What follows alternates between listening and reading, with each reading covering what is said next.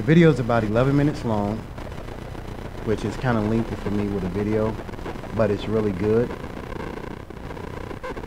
So we're gonna roll with that. You ready, D? All right. Oh, hold on. Now this is on me right here. Let me stop it. You can still stay live because it just goes to show we make mistakes. Is that still got music playing? They need to be quiet.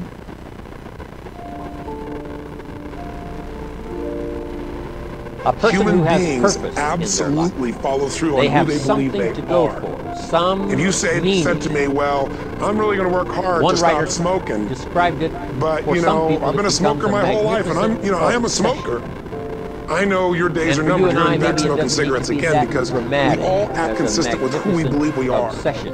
I tell people the But it has strongest to be force something in the whole that human does something personality to it, is this something that need to stay pulls, consistent with how we define especially ourselves. into the future. If you define yourself there as are many somebody who is really influences. One is the conservative, influence of the past. you're not Some going to people are be always crazy pulled and act back, nuts unless you're really back drunk by or the past. something, and then you can say it's the alcohol. Some people are always But pulled it's really just aside you by the distraction. finally getting permission to be yourself. The alcohol But is your here's what's excuse. powerful.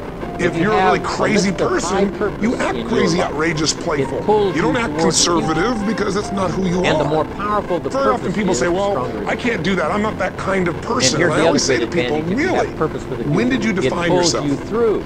I mean, really, how many years ago did you come up with what you could and couldn't do in your life? How many years ago? Most people, if they really look at how they're living their life today, it's based on a set of standards, a set of beliefs that they made choices about 10, 20, 30 or more years ago. I mean, very often we made decisions in our youth or very young about what to believe, about what we were capable of, about who we are as a person, and that becomes the glass ceiling, if you will, that controls us. There's a corny metaphor, but it's true. I remember one time I was with my family at the circus, and there was a person there, and they had this big, giant elephant. And you look at this elephant, and they take this little rope, put it around the elephant's neck, and they drive this stake into the ground. And I mean, you look at this, and you know that elephant could rip down the entire tent with almost no effort. And yet, the elephant doesn't struggle, doesn't try. Why? Because the elephant's conditioned. And they take that elephant and condition the elephant when it's a baby elephant. That's how they train him. When it's a little baby elephant and it doesn't have the power yet, they put a big rope around it and they drive this huge stake in the ground, and the elephant fights and fights and fights. And one day, finally, that elephant decides, I'm not capable of pulling this out. And once that becomes the definition of an identity of anyone, an elephant in this case, they don't even try anymore. It's just who I am, that's how it is, that's just the way it is in my life. I'd like to ask you to take a look at any place you've got a limitation and ask yourself, when did I decide to accept that limitation? And you may not even see it as a limitation, you might see it as just that's who I am. But so often in our lives, we've adapted to be a certain way so that we don't fail or so that people will like us or respect us, but it's not necessarily who we are. Joy comes when you're spontaneous. It's really hard to be truly happy when you're not being yourself. And most of us have no clue who we are. And so a big part of my work, if you've ever been to an event, you know, is to get people to do things spontaneously without thinking, because that's when the real you shows up. That's when the energy comes alive. And when you do that, when you start to connect to your true nature, suddenly there's energy available for you to set a higher standard for what you want in your life. That's what this is really all about. And when I talk about standards, when I talk about, shoulds versus musts, think about your own life. I know there have been areas in your life where some point in time you just shifted and you raised the standard and your life changed. Because whatever people have their identity attached to, they live. We live who we believe we are. That's just how it works. It's just kind of like, I'll give you an example. Look at your physical body. Your physical body today is an absolute reflection of only one thing, not your goals, not your desires, but your standards. The identity you have for yourself. If your standard is you're an athlete, then there's a certain amount of strength, a muscle tone, and energy that's available in your body on a regular basis because that's who you are. And so you do whatever's necessary to maintain that identity. Again, the strongest force in the human personality is this need to stay consistent with how we define ourselves. Because if you don't know who you are, you wouldn't know how to act. Once you lock in on that identity, your brain finds a way to keep you there. If you say, man, I'm overweight, I've always been overweight, I'm big boned, and that's the story you got, then you're gonna always find a way to get back there. That's your settling point. That's your identity. That's where things lock in. If you see somebody who's in really great shape, you ask them, do you work out? You know the answer. Yes, how often? And they'll tell you 3 times, 4 times, 5 times a week, whatever. In a seminar, I'll ask people, who here works out at least 5 days a week? And I'm stand up. And you look around that room, and you know that they work out 5 times a week because you can see their body. You don't just get a result without some kind of action, without some form of ritual. Ritual meaning actions you do consistently. Now, do you think those people that are out there working out 5 days a week, do they have more time than you do? Or I have, or anybody else? Of course not. Is their life less busy? Of course not. It's just a must for them. They must work out that way, and they've made that turn and their life changed. So I'm not saying you have to work out 5 days a week. I'm just saying whatever you really want, wants don't get met consistently. Standards do. Whatever you identify, this is who I am. And so it's not so much about changing your identity as there's expanding it. You know, deciding that, you know, instead of your goal is to lose 10 pounds, which is not compelling, what if your vision was to get back to my fighting weight? You know, this year, this month, this next 90 days, I'm gonna transform my body. I'm gonna take on a new challenge. I'm gonna find some technique or strategy, there's a million of them, that can reframe myself where I want to feel younger, stronger, more vibrant than ever before. Here's my reasons, because I want the energy to really make my life work. Because it's tough out there and I want to be stronger than I've ever been before. I want to go in front of the mirror and if I'm naked, not, you know, want to laugh. I want to look there and take a good look and go, yeah, I'm proud of whatever I see there. Whatever it takes, something's gonna make you laugh, smile, something that's gonna tease yourself, but something's gonna move you to another level. If you identify yourself in a new way and you own that every day, and that becomes the standard of how you live, you'll find the way to make that standard real. Money's the same way. Think about it, it doesn't matter what's happening, quote unquote, in the marketplace. People that make money find a way to make money no matter what, don't they? I mean, most people's standard is to pay their bills. So that's what most people find a way to do, even when economic times get tough. Most people, if that's their absolute standard, they find a way. Some people's standard is pay their bills most of the time. And so most of the time they do. Some people's standard is not just to pay their bills, but to take care of their family and maybe even some of their friends. And they find a way. In fact, you know, some people may be in a family where they don't have enough money. They barely have money to pay their bills. They work their guts out. And then somebody, their mother, their father, somebody else, their sister gets ill, and there's not enough money to take care of it. Nobody else has money in the family. They don't either, but they find a way to get that money to take care of their mother or father, don't they? And pay their bills. They never could do it before. Why? The situation made them raise their own standard. And not everybody does that. Somebody else in the family might have money and still not take care of their mother. It all comes down to the inner game, my friends. Changing your life is a change in the inner game.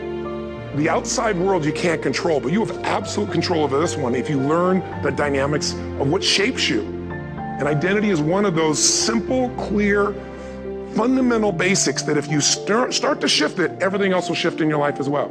Some people, by the way, have to have more than enough money to do what they want, when they want, where they want, with whomever they want, contribute the way they want. And if that's their must, they find a way. I know that sounds overly simplistic, but it's true. You know, somebody once said you can take all the money in the world out of the hands of everybody, out of all the wealthy people in the world who are really successful, give it to other people. It wouldn't take too long, those people would have it back in their hands. It's not because they're manipulative, it's because they have a standard. Some are manipulative, don't get me wrong, but they got a standard of what they're gonna find a way to make happen. I'm just simply saying to you, take those 3 magic words and live them. Raise your standard. And if you really wanna do it, then I'll tell you the most important secret. Have you ever done this? Have you ever told yourself you're raising your standard? Okay, I'm gonna go make this happen. I'm gonna go make this much money. I'm gonna transform my kids. I'm gonna create the ultimate relationship in my life. I'm gonna transform my body, whatever it is. And then you don't have strong enough reasons and you don't use it. You don't follow through. It's because you didn't back up your standards with what makes those standards real, and that's rituals. All the results in your life are coming from your rituals. They start with a standard and then have rituals that follow it up. Like, for example, if you are where you want to be physically, you have very different rituals than if you're not where you want to be physically. If you're overweight, you and I both know you got a different ritual than if you're physically fit. Completely different.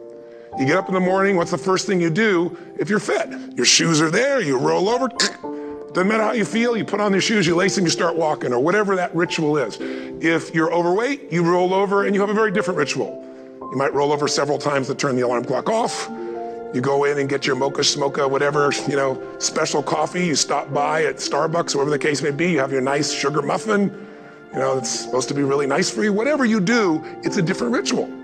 If you have a great, passionate relationship, you have very different rituals in how you come home than if you have a lousy relationship. When you come home and the first thing you do is you're tweeting somebody or you're emailing or flipping on the news or you don't even come home. You know, what are the rituals? Whenever I study people that are successful, what I look for is what's the standard they hold themselves to? And then what are all those little rituals that add up? Because think about it. Success and failure are not giant events. They don't just show up. You don't just suddenly become successful or suddenly have this cataclysmic event that makes you fail. It may look that way, but failure comes from all the little things.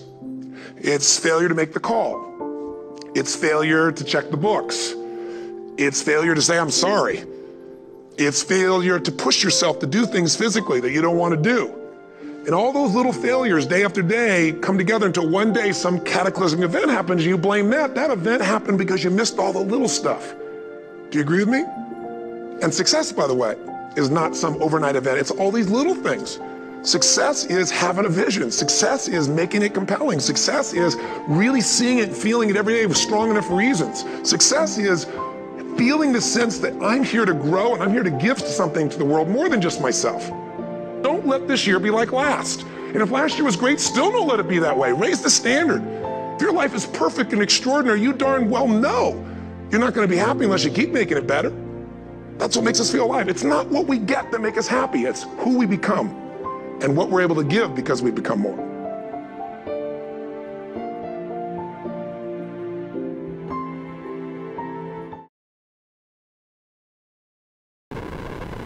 Anybody have any thoughts?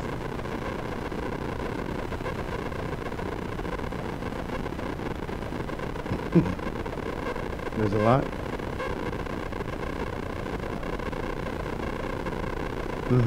And sometimes people are looking at other people, and really, if we were to looking at other people, it is because you let them in a purpose that they were not ready for, because they didn't prepare themselves. And if we caught up with things and caught up with people or jobs or what has been said, we cannot focus on purpose. So one of the things that I got out of it, the first thing was finding your purpose. So it goes back to Proverbs 11:1, says that a false balance is an abomination. And so the thought that I would say is, how much time have we spent preparing? I think a lot of times we jump on the bandwagon of the bus of things and other people because it looks good to look busy. But most people that are on those buses and most people that are in that arena are not properly prepared. And not prepared for the roller coaster, not prepared for the results of their decision. This is why I go back to two things. The two most powerful words that we can know are truth and trust.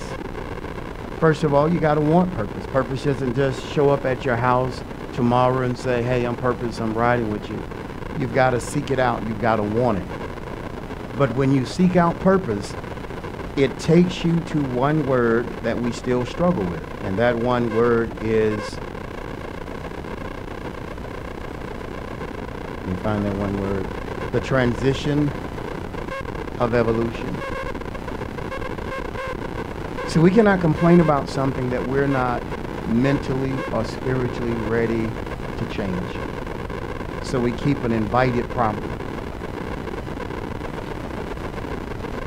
We cannot change something that we're not prepared to change. So you can want change, but are you prepared for change? Because the transition of evolution means that my present doesn't necessarily mean it's a part of my future. And a lot of times we're letting our emotions make temporary decisions that cause us long-term issues. So in that transition, to deal with truth and trust, I must decide. The transition of evolution means I have to move on. I have to move in a different direction. If you don't spend time preparing, then you've already altered your ability to be successful. Success doesn't come, it doesn't just show up, and purpose doesn't show up and say, I'm riding with you today. You have to make room for it. And many times the people and the decisions that we make, they are temporal and they're here for the moment. But really they wind up weighing us down. They take and they distract us from what we should be doing. This is why the transition of evolution is critical. Eric Thomas says it this way: I can, I will, I must. This is why one of the things that lock me in, whether I'm teaching or whether I'm trying to help people, is the anthem. I can have adrenaline, I can have all kind of issues going on in my head, but it's something about the anthem, and I didn't do the anthem, did I? So we need to do the anthem. So let us stand, and we're going to do our meet and greet, and then we're going to go to Proverbs 11:1. Let us meet somebody, break the ice, tell them they may not have seen anybody nice all day, but let them know, I'm going to be nice to you tonight. I'm going to be nice to you tonight. You might have been ugly to somebody all day. You may have cut somebody off on the highway, but I'm going to be nice to you tonight. There you go. Make a little noise. Ah.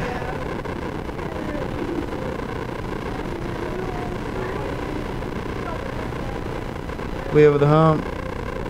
Okay.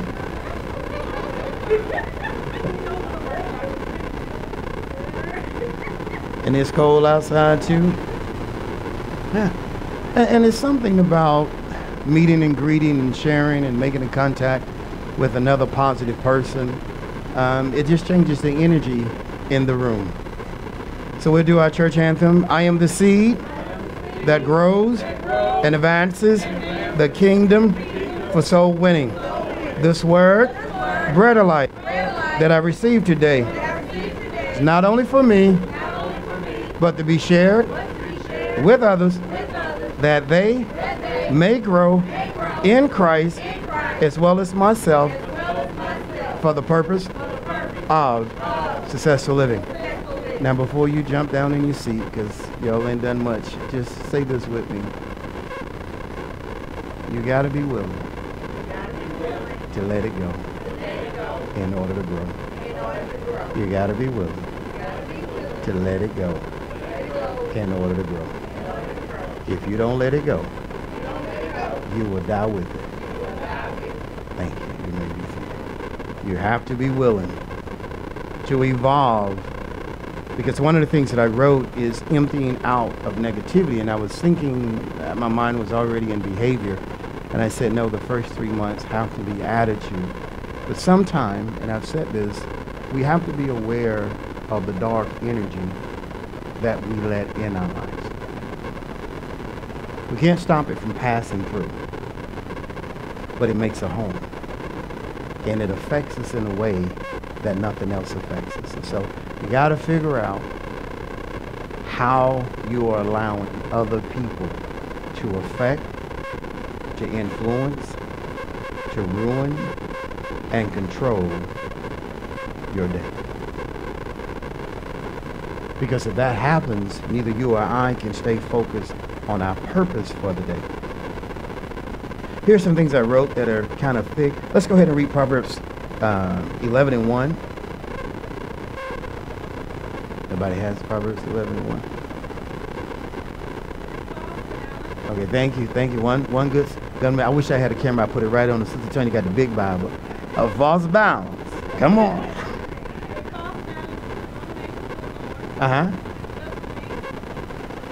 Now, I want you to say this with me. Say, this is the 30th. Is this the 30th?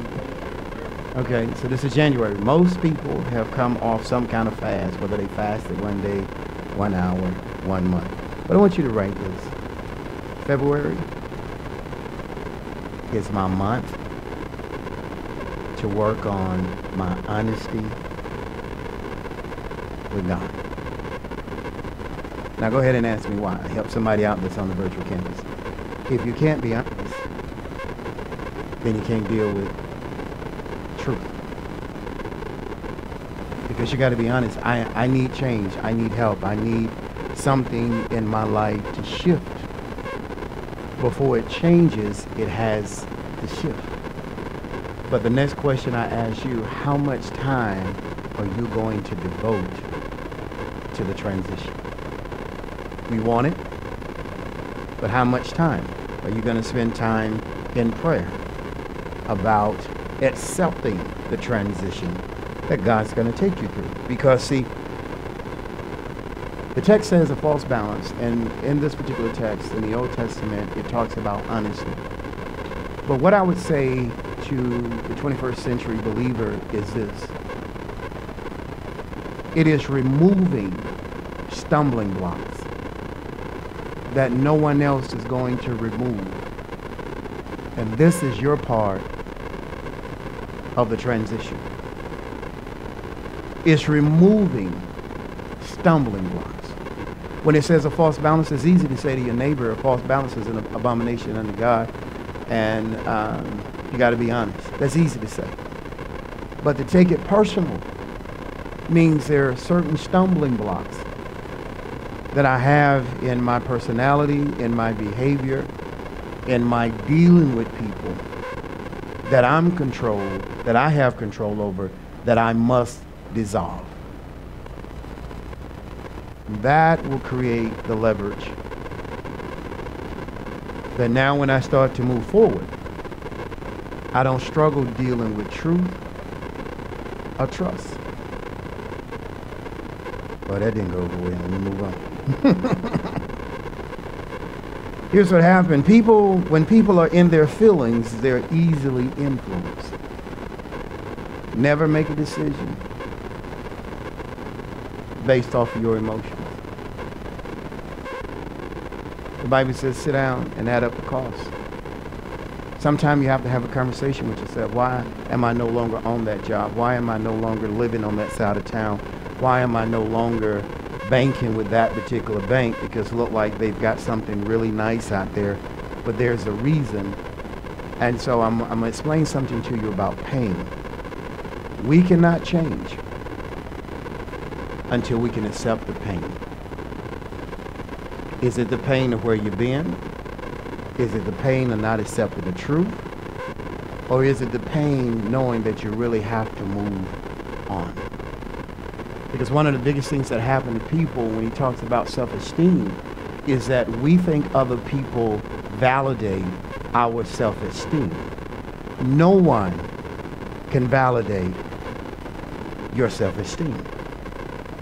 And when you give someone that kind of power to validate your self-esteem, they now have